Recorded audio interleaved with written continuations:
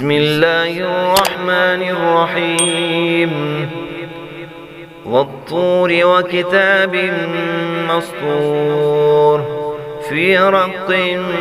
منشور والبيت المعمور والسقف المرفوع والبحر المسجور إن عذاب ربك لواقع ما له من دافع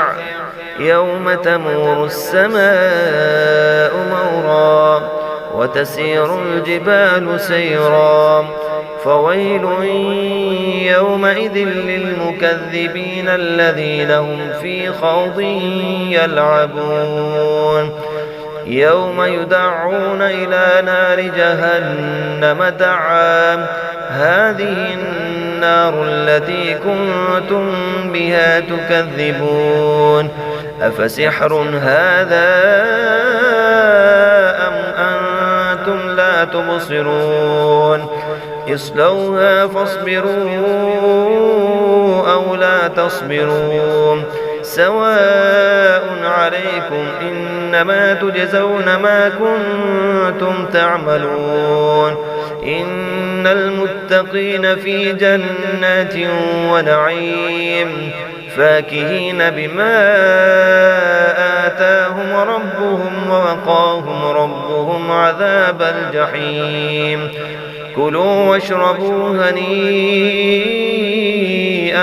بما كنتم تعملون متكئين على سرر مصفوفة وزوجناهم بحور عين والذين آمنوا واتبعتهم ذريتهم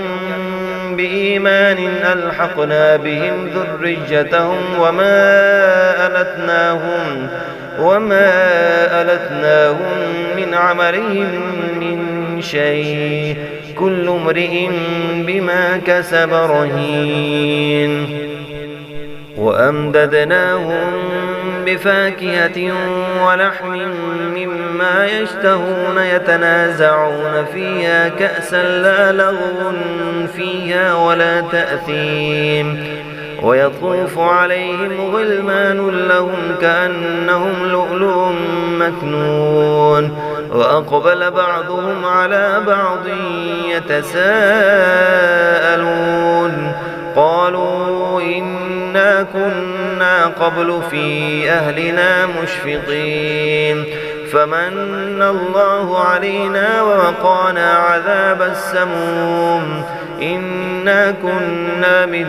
قبل ندعوه إنه هو البر الرحيم فذكر فما أنت بنعمة ربك بكاهن ولا مجنون أم يقولون شاعر نتربص به ريب المنون قل تربصوا فإني معكم من المتربصين أم تأمرهم أحلامهم بهذا أم هم قوم طاغون أم يقولون تقوله بل لا يؤمنون فليأتوا بحديث مثله إن